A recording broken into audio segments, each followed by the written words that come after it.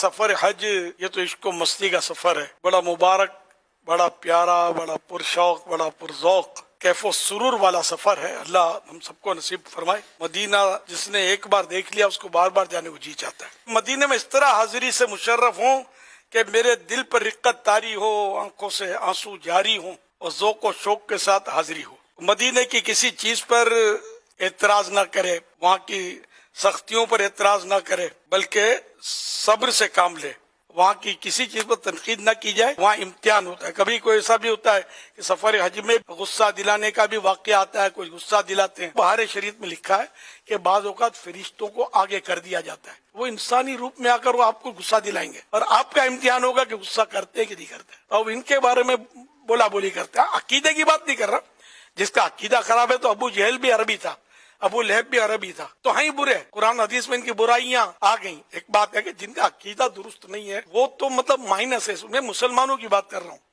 تو اہل عرب جو ہے ٹھیک ہے، کبھی اب ایسا ہو جاتا ہے، تو ہم لوگ بھی کون سے اچھے ہیں؟ ایک انگلی اٹھاتے ہیں، تین انگلی اپنی طرف آتی ہے۔ لڑائی مارا ماری اور گالا گالی اور غیبتیں، تہمتیں اور پھڈے اور دھمکیاں، اور یہ تو مدینہ ہے، میں تم کو بولتا نہیں ہوں، ادھر ملو بتاؤں گا تم کو، یہ دھندے نہیں کرنے۔ بالکل عاجزی کا پیکر بن کے جانا ہے، تو انشاءاللہ بہت کچھ ملے گا۔ سنبھل کے پاؤں رکھنا حاجیو شہر مدینہ میں، کہیں ایسا نہ ہو سارا سفر بیکار ہو جائے۔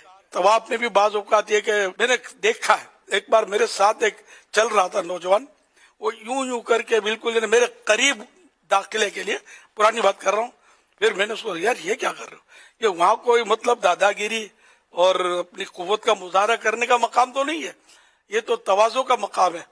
یہاں تو جو جھکتا ہے وہ بلند ہوتا ہے، جو اکڑتا ہے وہ تو ڈاؤن ہو جاتا ہے۔ اگر کوئی آپ کو ناخوشگوار بات پیش آئے، لڑائی نہ کریں۔ اگر کوئی 19-20 ہو بھی جائے، کوئی کچھ کہہ بھی دے، تو آپ سن کے سنی انسنی کر دیں اور برداشت کریں، تو انشاءاللہ اس طرح آپ گناہوں سے کافی بچت ہوگی۔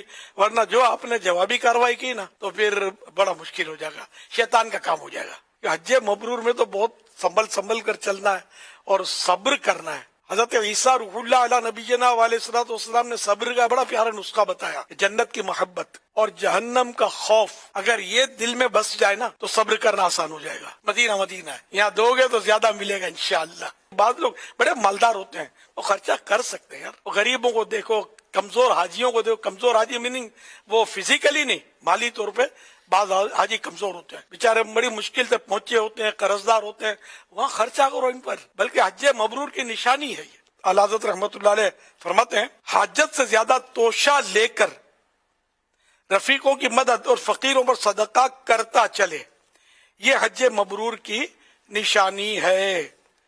نہ ضرورت سے زیادہ اپنے ساتھ کچھ رقم وغیرہ چیزیں لے لے، اور جو اپنے ساتھی ہوں، جیسے کاروان میں جو ساتھی حاجی ہیں مثلا، تو اپنے ساتھی ساتھ والے ہیں ان کی، اور جو غربا ہیں ان پر، غریبوں پر صدقہ کرتا چلے، تو یہ حج مبرور کی نشانی ہے۔ حج مبرور کی تعریفات تو کئی ہیں، آسان تعریف یہ ہے کہ وہ حج جو قبول ہو جائے، مقبول حج، یہ حج مبرور ہوتا ہے۔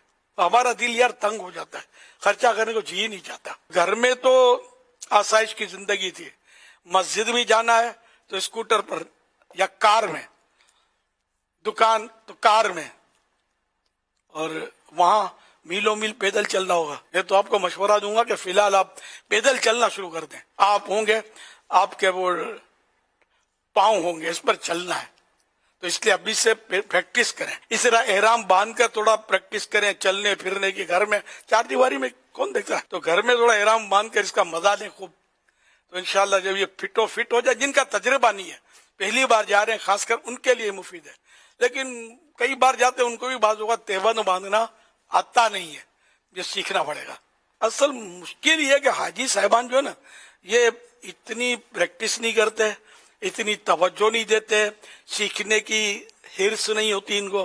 وہ بس وہ چار پتوں کی کتاب لے لیں گے، 4 پیج کی، اور دعائیں، پہلے چکر کی طواف کی یہ دعا ہے، دوسرے چکر کی یہ دعا ہے، भाई ये दुआएं वहां देख देख के पढ़ते होते हैं, बाकी सही बोलता हूँ, वरना इतनी गलतियां हाजी में होती हैं कि कभी कफ्फारे तो यूं धड़ाधड़ हो रहे होते हैं बाद औकात, और कभी दम भी वाजिब होता है, पूरा बकरा राय खुदा में देना होता है। ये मसाइल नहीं सीखोगे आप, तरीका नहीं सीखोगे तो काम कैसे बनेगा। माशाअल्लाह दावत इस्लामी को अल्लाह ताला सलामत रखे, इसके लिए वहां जाके दुआएं खूब करना, इसको नजर बद से बचाए। ये तो नेट पर ऑनलाइन भी ये सब सिखा रहे हैं, हाजी के तरीके, उम्रे के तरीके, सारे कोर्स तो करवा रहे हैं। आप करने वाले बने ना यार। कुरान करीम में फरमाया गया फसअलू अहल ज़िक्र इन कुंतुम ला तअलमून, तुम नहीं जानते हो, जानने वालों से पूछो। तो हम पूछने की भी जहमत नहीं करते, ये पूछते हैं तो अपने दोस्त से पूछते हैं, अपने साथी हाजी से पूछते हैं। अब वो बेचारा क्या बताएगा, खुद उसको सूझ का नहीं पड़ रहा, आपको क्या समझाएगा वो।